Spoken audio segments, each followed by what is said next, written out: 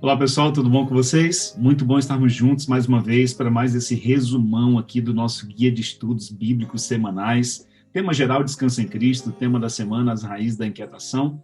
E sempre aqui com essas ilustrações fantásticas da Infolição, essa equipe realmente maravilhosa que tem feito um trabalho excelente, ilustrando as lições, né, os temas bíblicos semanais aí, com o texto aí do Manuel Roberto, o design do Elton Batista, a ilustração de capa do Adnan Batista e também de toda essa equipe que aparece aqui. Deus abençoe toda a equipe da Infolição, sempre nos informando. Bom, o tema de hoje, como eu falei, as raízes da inquietação e o verso bíblico, Tiago 3,16, onde há inveja e rivalidade, aí há confusão e toda espécie de coisas ruins. Vamos orar? Pai eterno, nosso Deus, te agradeço de maneira muito especial porque o Senhor nos ama, cuida de nós. Abençoa aqui, Senhor, todo o distrito do Jardim Eulina, em Campinas, que estão conectados com a gente no estudo da lição, e a todas as pessoas que tiverem acesso a esse conteúdo, em nome do Senhor Jesus. Amém. Muito bem, meu nome é Nilson, eu sou pastor aqui dessa região de Campinas, envolvendo o distrito do Jardim Eulina, e é bom estarmos juntos para a gente poder estudar aí o resumão do nosso guia de estudos da Bíblia. As raízes da inquietação. Bom, nessa semana nós vamos estudar aí algumas das raízes da inquietação humana, né? Algumas coisas que nos impedem de encontrarmos descanso, plenitude, paz em Cristo. Bom, a primeira raiz está ali em Filipenses 2, né? Egoísmo.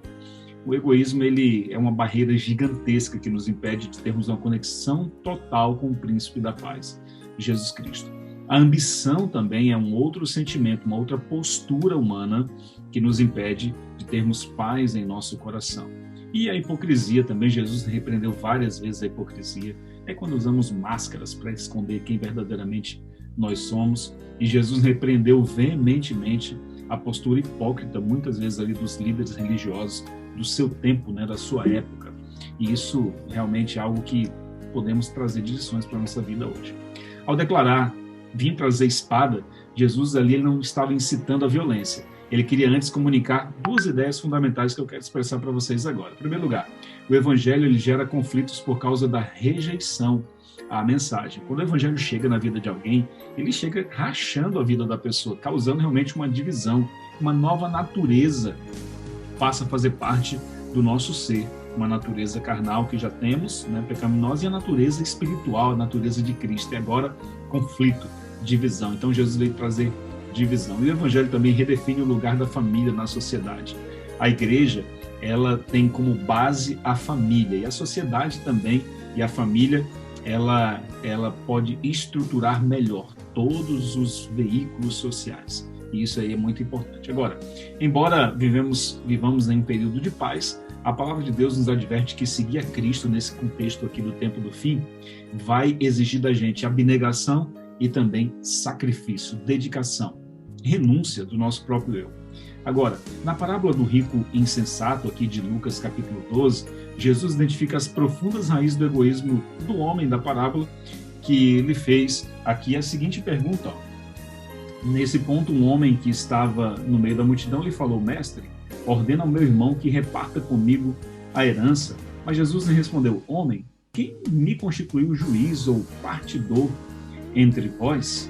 E aí tem a parábola aqui de Jesus repreendendo a avareza.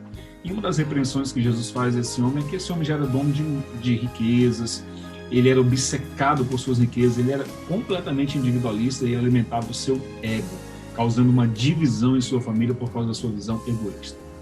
Interessante que esse tem sido o comportamento das pessoas hoje em dia, né, o egoísmo. Quantas famílias desfaceladas por causa, muitas vezes, da divisão de bens também, de heranças, como é esse caso aqui que a Bíblia menciona, né? Quantos irmãos que eram amigos se tornaram inimigos por causa da divisão das coisas que seus pais deixaram. Enfim, quantas famílias destruídas, quantas amizades, quantas memórias boas que poderiam ter sido semeadas. Então Jesus está repreendendo aqui exatamente o egoísmo humano. Se o amor a Deus, o amor ao próximo não guiar nossas escolhas, nós vamos estar depositando os nossos tesouros, não nos celeiros da terra, aliás, não nos celeiros do céu, mas nos celeiros da terra. Então, quando o meu foco está no amor a Deus, no amor ao próximo, eu estou depositando o meu tesouro nos celeiros celestiais. Isso aí é muito importante. Agora, perceba, um outro sentimento é a ambição. A presença e efeitos da ambição foram vistos no ministério de Cristo por meio dos seus discípulos. Jesus identificou esse sentimento no coração dos seus discípulos. Jesus tentava trabalhar isso para que essa ambição saísse do coração dos discípulos. Então, 2 pontos importantes: intenção e solução. Nós vemos em Mateus 18 aqui a arrogância dos discípulos, mas em contrapartida a solução: dependência total de Deus. Vemos a postura de posição, buscar posições, buscar cargos, buscar influência, liderança entre o grupo. Em contrapartida, Jesus apresenta o serviço, né? Você deve servir uns aos outros. E o sentimento de superioridade: quem é o maior no reino dos céus? Quem é o maior? Os discípulos queriam saber quem era o maior, quem ia sentar à direita, quem ia sentar à esquerda. E Jesus apresenta o sentimento de humildade: o maior é aquele que serve. O maior entre vós será servo de todos. E Jesus mesmo, se inclinando, lavando os pés dos discípulos, ensina a postura de dependência, de serviço e de humildade. E o exemplo, por exemplo, de Judas, dentre os discípulos ali, nos revela quão destrutivos são os efeitos da ambição e como ela impede que o fruto do Espírito se manifeste na vida e no nosso coração também. O outro sentimento é a hipocrisia. Jesus bateu firme contra a hipocrisia. Jesus demonstrou pouca compaixão com os hipócritas, porém ofereceu perdão aos excluídos da sociedade. E realmente Jesus tinha essa postura com os pecadores, né? E com os hipócritas também Jesus batia muito firme. Ele não foi seletivo. A diferença não estava no pregador, mas nos ouvintes. Então perceba, os líderes religiosos daquela época tinham a seguinte postura: escondiam-se na aparência de piedade. Já os pecadores declaravam seus pecados, eram transparentes, eram vulneráveis. Os líderes religiosos não aceitavam ser quem eles realmente eram hipócritas. E já os pecadores reconheciam seus erros. Os líderes religiosos eram fechados à admoestação, à correção. E já os pecadores eram abertos à advertência. Os líderes religiosos rejeitavam a Cristo, mas os pecadores aceitavam Jesus. E Apocalipse 3,19 diz: eu repreendo e disciplino e corrijo a todos aqueles que amam. Sê, pois, zeloso e arrepende-te. Então Jesus sempre insistia com os pecadores para que se arrependessem. E Jesus via na postura dos pecadores excluídos da sociedade uma postura mais humilde, um coração mais aberto para ouvirem a sua palavra, para se arrependerem, para mudarem de rota. Já nos líderes religiosos, por causa do orgulho, do egoísmo, por causa da hipocrisia, eles eram inalcançáveis praticamente por Cristo. Porque o orgulhoso, ele acha que não precisa de nada. E o hipócrita quer viver aquela vida de aparências. Então Jesus repreendeu veementemente esse tipo de postura naqueles líderes da época. Agora, como que a gente pode eliminar a inquietação? João 14,6, diante ali da inquietação de Tomé ao afirmar que não sabia o caminho que Jesus estava indo, como que nós vamos saber o caminho se a gente não sabe para onde o Senhor vai? Perguntou Tomé. Jesus apresentou-se como a solução ao afirmar: eu sou o caminho, a verdade e a vida, disse Jesus. Se Tomé não fosse um cético questionador e um buscador, um seeker, né? Um buscador da verdade, ele nunca teria feito a pergunta para Jesus, como saber o caminho, e Jesus nunca teria dado a resposta que se tornou um dos versos mais impactantes da Bíblia: eu sou o caminho, a verdade e a vida.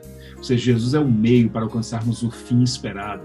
Jesus é o antídoto para o relativismo e a insegurança, sendo ele a verdade absoluta de todas as coisas. Não existe verdade, não existe relativismo diante da verdade da revelação de Jesus Cristo.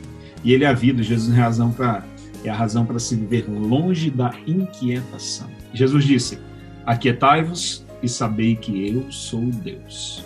Sou exaltado entre as nações, sou exaltado na terra. Então Jesus, ele quer nos dar plenitude de paz e de segurança. Interessante que Ellen White apresenta 2 problemas ligados à inquietação. Em primeiro lugar, o egocentrismo impedindo o nosso crescimento. Por quê? Porque eu não posso crescer sozinho. Eu preciso das outras pessoas. Eu preciso de você como meu irmão, como minha irmã. Você precisa de mim. Juntos podemos crescer. Juntos podemos compartilhar. E o orgulho e o egoísmo destrói relacionamentos. Então isso aí, realmente a gente precisa entender que a solução apresentada pela Bíblia é a presença do Espírito Santo na vida da gente para quebrantar toda essa cadeia de hipocrisia, de orgulho, de vaidade, todo esse sentimento que nos distancia do Senhor. Que Deus te abençoe e que esses pontos principais da lição possam fazer a diferença na tua vida ao refletir sobre esses itens essenciais da Bíblia. Vamos orar? Pai eterno, nosso Deus, obrigado por esse momento tão especial de estudo da tua palavra, onde estudamos os principais pontos que a gente podemos nos aprofundar durante a semana.